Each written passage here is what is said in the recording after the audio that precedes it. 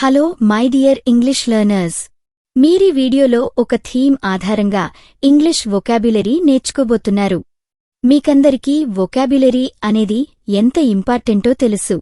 మనకు ఎంత వొకాబ్యులరీ తెలిస్తే మన ఇంగ్లీష్ ఫ్లూయెన్సీ అంత ఇంప్రూవ్ అవుతుంది. ఈ వీడియోలో మనం వెదర్, హెవీ రెయిన్స్ థీమ్ మీద ఒక ఇంగ్లీష్ పారాగ్రాఫ్ రాస్తే ఏమేమి ఇంగ్లీష్ వర్డ్స్ వాడతామో అవన్నీ ఎగ్జాంపుల్ సెంటెన్సెస్ సహాయంతో నేర్చుకుందాం. ముందు ఆ ఇంగ్లీష్ పారాగ్రాఫ్ చూద్దాం. ఇదే ఆ పారాగ్రాఫ్. ఇందులో బ్లూ కలర్లో హైలైట్ చేసిన పదాలే మనం డీటెయిల్గా నేర్చుకోబోతున్నాం. ఒకటి గుర్తుపెట్టుకోండి, వొకాబ్యులరీ అంటేనే కలెక్షన్ ఆఫ్ వర్డ్స్ అని అర్థం. జనరల్గా మనం కొంచెం కాంప్లెక్స్ వర్డ్స్ని వొకాబ్యులరీ అని పిలుస్తుంటాం. అందుకే వొకాబ్యులరీ వర్డ్స్ అన్నాను. బట్ వొకాబ్యులరీ అంటే చాలు.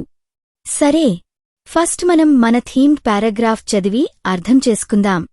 In the past month, we experienced heavy rains in my city.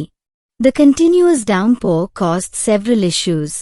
Many streets were flooded, making it difficult for people to commute. Some areas faced power outages due to the storms. The heavy rains also affected local businesses, especially those dependent on outdoor activities.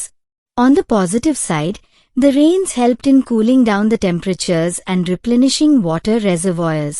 However, the overall impact was quite challenging for the residents. ఇప్పుడు మన themed పారాగ్రాఫ్లో వాడిన కొన్ని vocabulary వర్డ్స్ని నేర్చుకుందాం. ఈ 10 వర్డ్స్ని మనం నేర్చుకోబోతున్నాం.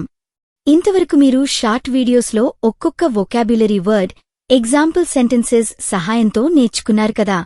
ఇక్కడ కూడా అలాగే ఈ 10 వర్డ్స్ నేర్చుకుంటారు.